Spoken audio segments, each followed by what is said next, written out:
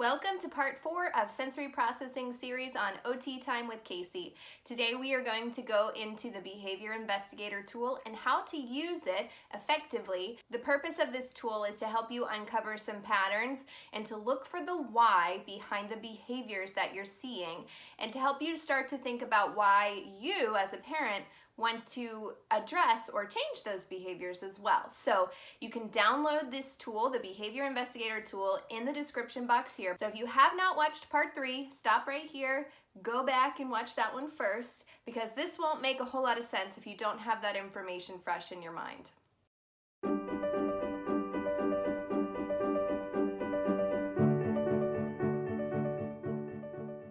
I want to put out a disclaimer first. This tool is not a diagnostic tool. Like, this isn't going to be something that you fill out and then present to your doctor like, hey, guess what? My child has sensory processing disorder. That's not how this works. It's not for diagnosis. It's for you as a parent to look for patterns. I keep saying that. It's for patterns for your child's behavior, but then also in how you're responding to that behavior. Reiterating from part 3, we need the why to effectively address behaviors. Different approaches will work for different behaviors. So we need the why, and it will also help you once you do kind of uncover patterns, or if you really are like, I have no idea. I've done this for a week and I still don't see any patterns that I'm supposed to. This will help you kind of take what you've got to a professional, whether it's a doctor, a child psychologist, behavior specialist, developmental therapist, occupational therapist, whoever. This is kind of some hard data that you can start to present and get some help to figure out what your next move is. Tracking, observing, and watching behaviors, it is challenging. So the tool, especially the behavior tracking chart, is a concrete way to write things down. Think of it kind of like a journal of what you're seeing your child do, and also how you or other people are responding. We're trying, I know this sounds weird, we're trying to remove some of your emotion from it. Hang with me. We're looking at tracking behaviors objectively, which means it's based on fact, what you see, not subjectively, which would be what your opinions or feelings or assumptions of that behavior would be. So a difference here would be, objectively, I'm going to say child is screaming and crying. A subjective way to look at that would be child is sad because he can't watch TV. Do you see the difference? We're looking at the actual behavior, screaming, crying, as opposed to why we think it's happening and what we are assuming the purpose of that behavior is. Sad because he can't watch TV. That's making a lot of assumptions. It could be true, but for behavior tracking charts, we're looking at exactly what you see. Nothing more, nothing less. If you knew the why, then we wouldn't be here. So we need to remove that part of our emotional and assumptions, and we're just going for facts. So once you've downloaded this tool, you can print it out. If you have multiple behaviors that you want to try to figure out, print a different chart for each behavior. So then you have all of the hitting on one page. You have all of the climbing on furniture on one page. Whatever your behavior is, print out a different chart for each behavior. So the rest of this tool is important. I want you to look at it and read it, but if you're trying to save the planet, you don't need to print it necessarily. I did print mine because I wanted to have it here to show you. So on the first page, it gives you the 5 possible reasons why behavior is maintained or continued. Again, part 3 goes into that in more detail, but this is in a visual form. You can also find these graphics on my Instagram. So you can find my Instagram page in the description box too, but the graphics are there in that form as well. So just to remind you, so you don't have to watch part 3 a million times, this is just a very easy way to look at the different things that you might see for each of those types of behavior maintenance. The next page has some questions to consider. So you may have a ton of behaviors that you want to actually address with your child, but don't go hog wild and write every single behavior that you possibly see. I put a spot for you to put out 3 behaviors, but even if you want to start with just one, pick the one that you have the most trouble with responding, or you really are struggling with that the most, pick that as your number one. If you have others, print a second or third tracking sheet, but don't go over 3 when you're first getting started, because you're going to overwhelm yourself and you're going to start to lose track of your sheets, and it's not going to be effective if you burn out if you have 7 sheets to keep track of. So once you have your behaviors identified and you've printed out your charts, I recommend getting some kind of clipboard or something that you can stick those charts right on with a pen and a pencil right there so you don't lose it. The easiest way to get out of the habit of doing this is to be like, oh, I gotta write that down. Crap, I don't have a pen.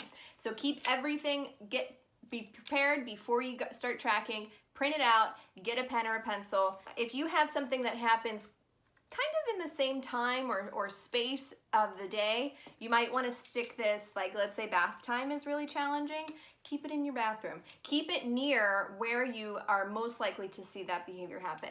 Now sometimes you don't even know that pattern yet, so you might have to bring it with you.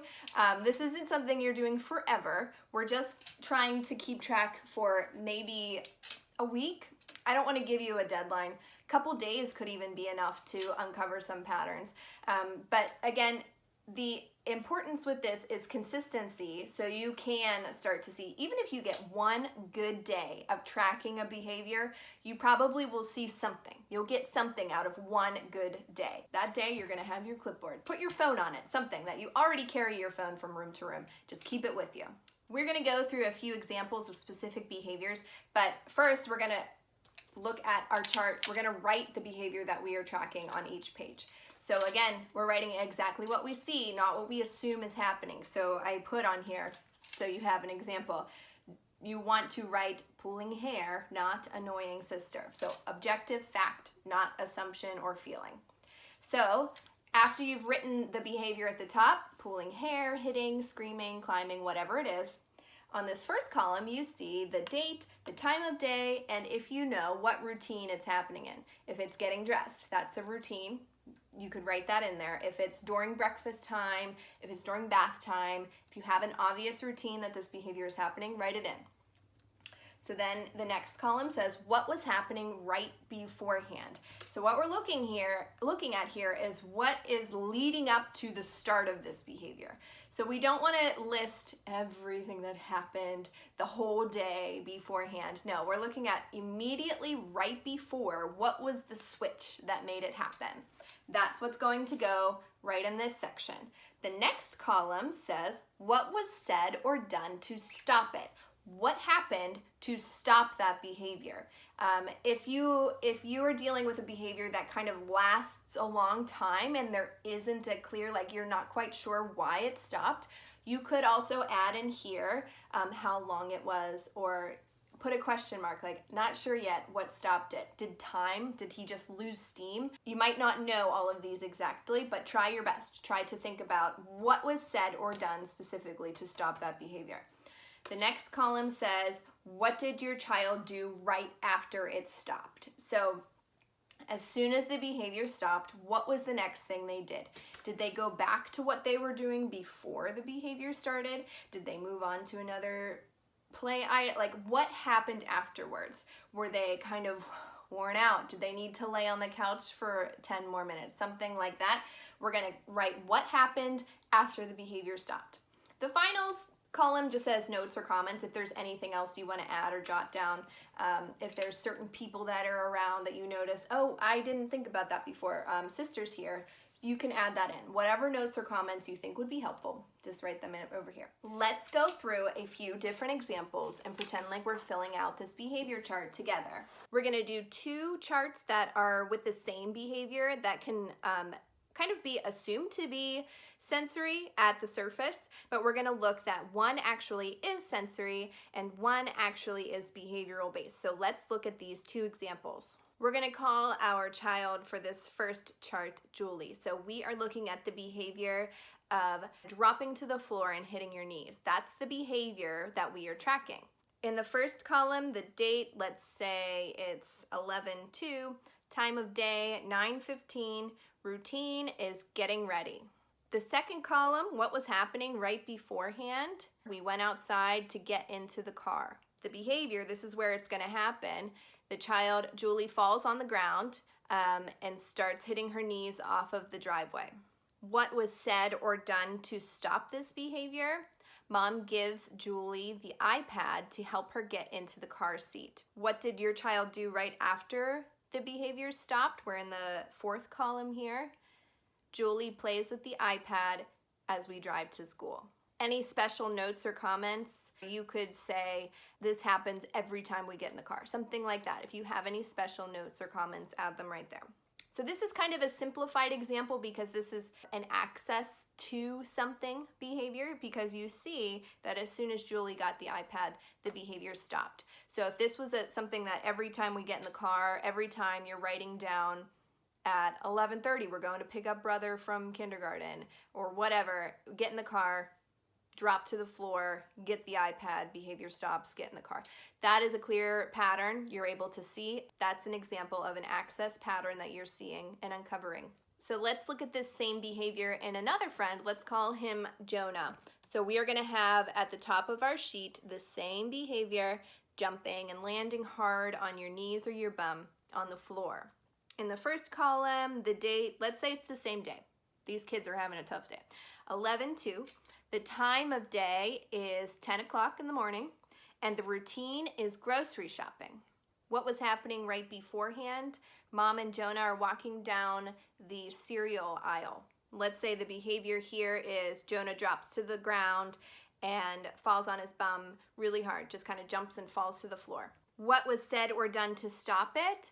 In this example, we're going to say that Mom takes Jonah out of the grocery store and back to the car. However, the difference here is Jonah continues to cry, drop to his knees in the parking lot, and fights getting into the car. A special note you might add in the section here in the notes or comments could be, this behavior lasted 15 minutes. Back to what was said or done to stop it. Jonah stopped fighting when he had his headphones on and he was watching his iPad in the car. So what did your child do right after it stopped? Jonah bit his fingers and watched his iPad. So a difference here, you may at a glance say, well, he got the iPad and he stopped. But one important thing that we're noticing here is that the behavior itself did not stop when Jonah was removed from the situation. We may not exactly know what happened in the cereal aisle. Maybe somebody made an announcement or someone walked past. We don't know. But the behavior did not stop when Jonah was removed from that environment. He continued to have a hard time in the parking lot. He continued to have a hard time in the car. So none of those were really the thing that stopped it. He was able to calm his body whenever he blocked out the sound with the headphones and had his iPad. He continued to kind of bite his fingers to bring his body down. I am able to see that pattern because I've seen kids like this before, but this might take several days or several instances of tracking that to start to see for jumping, falling on their knees or their bum. It doesn't automatically stop once you move them or you give them something. They kind of have to work through it. 15 minutes is a long time. So that is a difference. In the first example with Julie, she stopped immediately when she was given her iPad because that's what she wanted. Jonah had a harder time coming down because the reason for the behavior was not to get the iPad. The iPad was a tool to help him calm his body. If you have questions about how to use the Behavior Investigator tool, comment on this video. I am happy to help. That's what I'm here for. So please let me know if this is helpful for you. Share it, give it a thumbs up, subscribe to my channel. Even after a few times of writing it down or a day, maybe 2 days, you might uncover patterns of how your response is continuing or allowing this to happen. And if that happens, please do not feel guilty or think that you are the reason that behavior is happening. No, you want to give yourself a pat on the back because you figured it out. And that's a big thing. Even if you do start to see, okay, this is an attention-seeking behavior and I have been giving what he wants. I'm giving him attention for this behavior that I don't really like. Don't feel guilty about it.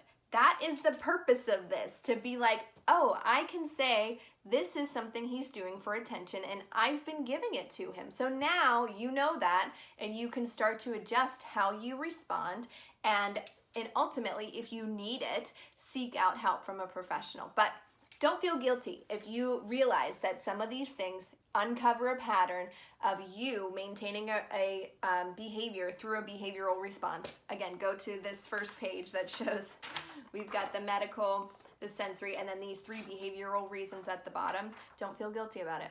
We all do it to some extent. No guilt. Give yourself a thumbs up. You figured it out.